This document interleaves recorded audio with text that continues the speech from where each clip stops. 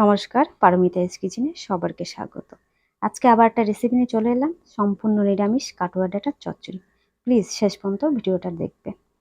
ভিডিওটা ভালো লাগলে লাইক, কমেন্ট, শেয়ার করে দেবেন। সাবস্ক্রাইব করে বেল বাটনটা ক্লিক করে দেবেন। তাহলে আজকে কাটোয়া ডাঁটা রান্না করতে কী কী লাগছে চলুন দেখে নিই। এখানে আমি দেখুন নিয়েছি কাঁঠালের দানা নিয়েছি, পটল এইভাবে কেটে নিয়েছি, আর নিয়েছি কুমড়ো, বেগুন, ঝিঙে, আলু, আর এখানে আছে কাটোয়া ডাঁটা। আমি কাটোয়া ডাঁটাগুলো ভালো করে ছুলে নিয়েছি, আর এখানে নিয়েছি বড়ি।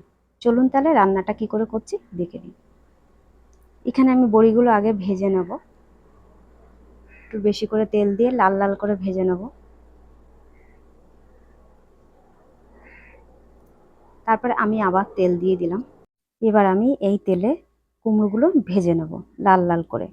দেখুন আমার কুমড়ো ভাজা হয়ে গেছে, লাল লাল করে কুমড়োগুলো আমি সব তুলে নিলাম। এবার আমি এই তেলে ভেজে নেব পটল। পটলগুলো আমি সেম একইভাবে লাল লাল করে ভেজে নেব। পটল আমার ভাজা হয়ে গেছে।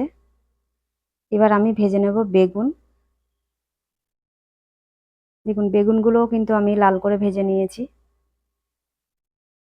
এবার আমি ওই তেলে দিয়ে দেবো আলু। আলুগুলোও ভালো করে লাল করে ভেজে নিয়েছি। এবার আমি দিয়ে দেবো কাঁঠালের দানা। কাঁঠালের দানাগুলো কিন্তু একটু ভেজে নিতে হবে, তো আমি কাঁঠালের দানাগুলো একটু ভেজে নেব।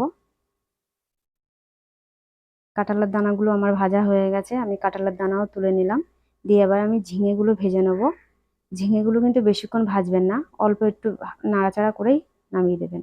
এবার আমি ভেজে নেব কাটোয়া ডাঁটাগুলো। কাটোয়া ডাঁটাগুলো অল্প করে একটু নুন দিয়ে ভেজে নেবেন।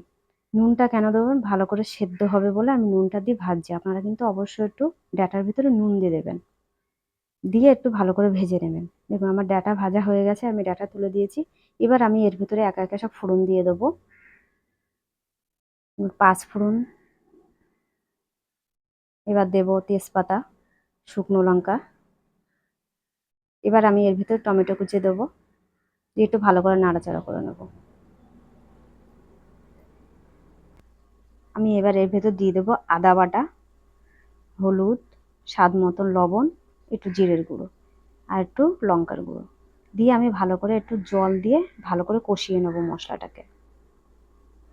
মশলাটাকে কিন্তু যতক্ষণ তেল না ছাড়বে আপনারা কষিয়ে নেবেন। দেখুন আমার তেল ছেড়ে গেছে। এবার আমি যে সব সবজিগুলো ভেজে রেখেছিলাম আমি কিন্তু সেইগুলো দিয়ে দেবো, দিয়ে আমি ভালো করে এটাকে কষিয়ে নেব।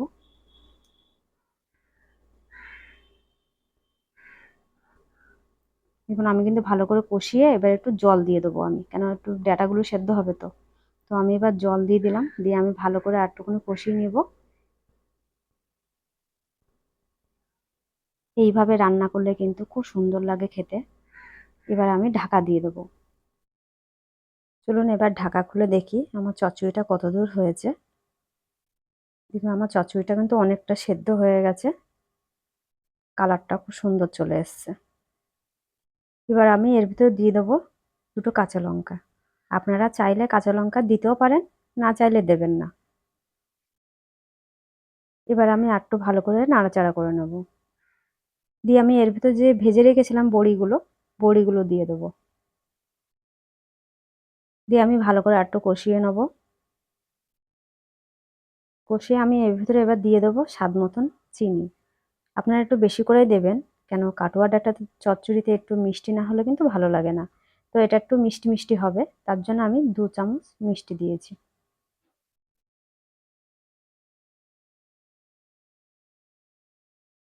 এবার আমি ভালো করে নাড়চাড়া করে নিয়ে একটু ঢাকা দিয়ে দিলাম।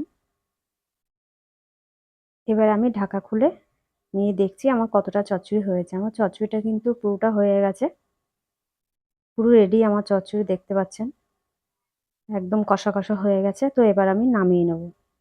আজকের ভিডিওটা আপনাদের কেমন লাগলো বন্ধুরা কমেন্ট বক্সে অবশ্যই জানিয়ে যাবেন। আবার আসবো নতুন কোনো ভিডিও নিয়ে। সবাই খুব ভালো থাকবেন, সুস্থ থাকবেন।